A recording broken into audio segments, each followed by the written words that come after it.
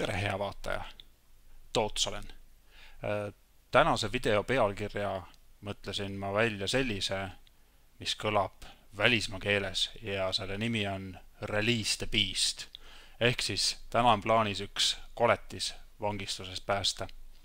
Koletisel on oma numbri ja tähe kombinatsioon ja enne kui koletise kallale asuda, siis ega koletis päris ohutu ei ole ja võtan välja siis abivahendid. Abivahenditeks on käärid ja nuga ja koletis ise, siis näitan selle koletise puuri ka, on siin samas põranda peal, päris raske teine ja tähed ja numbrid siis selle peal on GTX 780, peaaegu nagu auto number või nii, kui numbrid tähed ära vahetada siis jah. Saabus see koletis minu juurde juba paar päeva tagasi ja ei ole teda siiamaani siis lahti pakkida jõudnud, et nüüd on nagu siis õige aeg sellega alustada. Kõigepealt siit natukene vealmist kidet ära saan, ja alguses on käsitöö siis jah, ja TPD, see pole vist enam oluline info, kes meil selle kohale tõi, arve siis ka ja arve peale õnneks kirjas, et ongi samad asjad nagu tellitud sai. Lisaks siis koletisele, mis siin allpool asub, on pealpool selline pisem karp, mis on ka küllaltki oluline. Tegu siis on toitega, kuna siis olemasoleval arvutil, tegelikult miks ma üldse seda elukat ma omale siis soovisin, tunnistan ausalt, jah, see koletis tuli tellimise peale, oli põhjus selles, et mul hetkel on arvutis sees GTX 570 ja kuna ma olen siin läbi aegade harjunud sellega, et tahaks asju vaadata ja mängida, ehk siis asju nimelt mängida kõige kõrgemate settingutega, ehk siis näiteks ultraga või mis iganes see kõrgem setting mängus on, siis tänapäeval on asi juba arenenud nii kaugele, et 570 seda alati ei luba, eriti kui proovida samal ajal striimida või käib hunnik programme paralleelselt ja seetõttu siis selline suuresti impulsost sai natuke uuritud tausta kaardile ja mis siis nagu selle upgrade'i jaoks vaja on ja tundus siis kõige mõistlikum võtta endale 780, aga et jutt pikaks ei lähe, siis hakkame kohe nuga andma. Siuke sisselõige siia külje peale ja juba on näha, et koletise nahk on täitsa nähtaval juba. Võtame siuke välispind, aga ega me läheme siia koletise sisse ka, et ega see päris nii ei jää, et ainult nahani. Ja GTX 570 on siis praegu hetkel mul veel masinas, hetkel sellega ma ka salvestan, et hea meelega vahetan selle raha vastu, kui kellelgi on huvi, siis andke märku. Usun, et praegu ma vaatasin, mis see GTX 570 siis uuena maksab, selle hinne on kuskil selline 300 € ringi, väga palju seda enam ei müüda, aga ma arvan, et õige järelturu hind kuskil nüüd kevadel vist 3-aastaseks saavale kaardile võiks olla kuskil 100 € või nii. Võite teha oma pakkumisi, kellel huvi on, et niisama ära anda ei taha, aga väga palju raha ka sellest välja pressida või kuidas siis öelda. Väga palju siis üleliigset raha ka saada ei taha, nii et aga okei, esimene karp tuli välja, küllaltki raske teine. Võib-olla võtame enne selle suurema eluka siit välja. Siis toite näol siis tegu 650 wattise, mis ta siin täpselt spetsifikatsiooni peale ütleb, FSP Rider Power Supply'ga. Jah, arve peal ka tundub, et läheb klappima. Ja uurisin selle toite kohta ka siukest tausta ja kui nüüd siis ma ei ole mingisugune IT-guru ja hardware'i spetsialist, et kui mul midagi vaja on, siis ma uurin alati ja tundus, et see on üks mõistlikumaid oste, mida praegu teha saab, et tal on antud küll nüüd ametlikud silver rating, aga siuksed hardware'i katsetajate leheküljed siis lubasid tal võrdväärset, siin on silveri märk peal, võrdväärset taset kuld rating toidetega, nii et ma arvan, et see on päris hea ost, kuna ka hinnatase oli küllaltki mõistlik ja neid toiteid siis kiidetakse.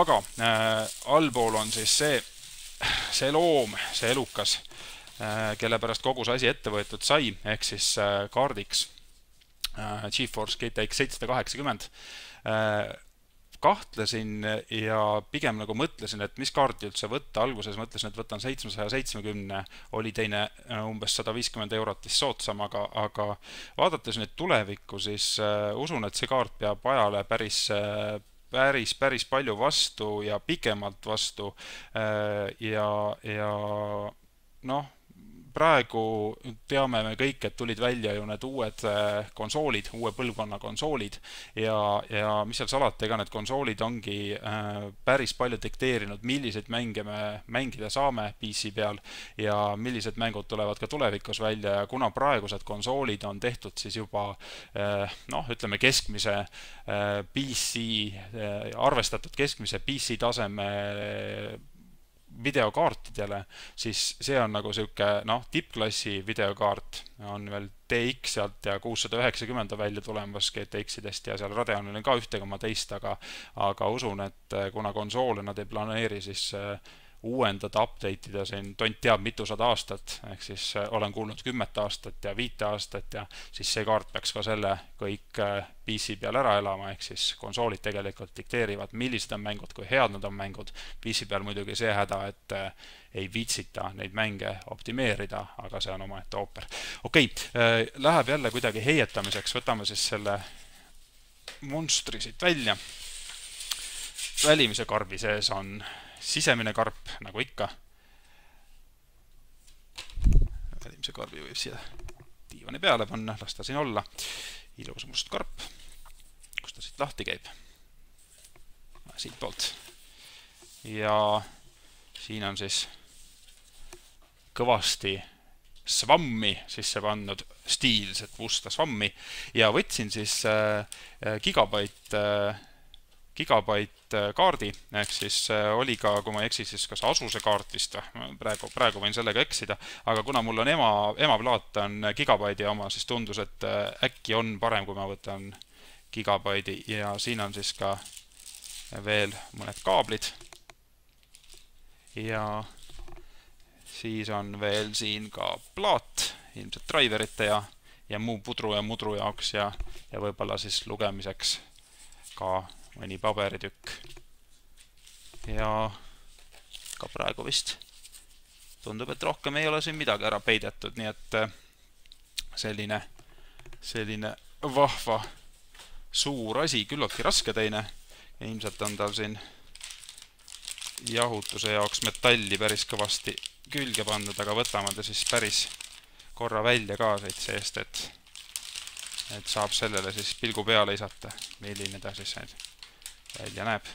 Päris raske on teine jah, et korralikult metalli, 3 venti on peal.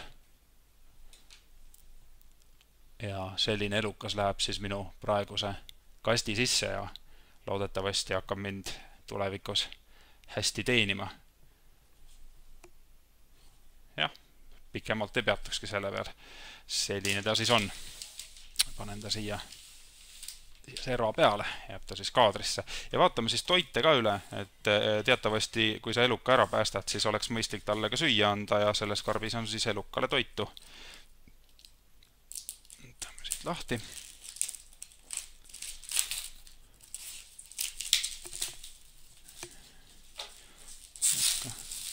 Komponent, mis teeb siis kogu selle paganama PC-kasti küllaltki raskeks. Nuga kukkus jalga. Ei, jalga ei kukkunud, okei, kõrvale kukkus. Jube hea oleks põhjus olnud uuel nädala alguses töö juurde helistada ja öelda siis, et kuulge, et ma ei saa tööle tulla, et mul kukkus nuga jalga, päris olekski usutud, et kuna ma nagu töö juures, ma tellisin selle kraami omale töö juurde ja seal nagu teatakse, et ma nüüd siin hakkan nädalavahetusel seda installeerima, siis päris usutaksegi mind. Aga ja siin on siis jälle väike raamat. Ja, seda praegu uurima ei hakka, ilusti kaasas ja hunnik siis kaableid, toide ja suur klots ise. Kile sees hunnik kruvisid, kruvid on need asjad, mis alati üle jäävad siis ja pehmesse pakendisse mullikilega pakendatud siis toide ka, nii et võtaks ta siis siit ka välja, sest nagu nii tuleb ta lahti katkuda. Arvan, et ma täna teda isegi installeerima või siis, palju siin installeerimist on, masinasse paigutama ei hakka, aga kus mu käärid said, kus mu nuga sai, nuga on vist naabrimehe juures jälle, naabrimehe neerus. Aga käärid aitavad välja. Õige jah, nuga oli mul ju jalas. Ja selline küllaltki raske kobakas ta on, aga peaks siis kogu selle eluka ja muud loomad minu arvuti pissikastis ära toitma. FSB, suur vänn, lüliti, voolu, ots ja igavene hunnik kaableid. Vot nii, sellised elukad saigi siis omale tellitud. Nende abil saan siis mänge mängida oluliselt kõrgema kvaliteediga enda jaoks ja eks võimalik, et seda on ka streamis ja YouTube videotes ka siis tulevikus paremini näha, nii et jääb üle siis see asi kokku monteerida. Ongi kogu lugu praegu. Tänan, et võtsite vaevaks vaadata ja eks varsti räägime jälle siis mängudest ja teeme streami.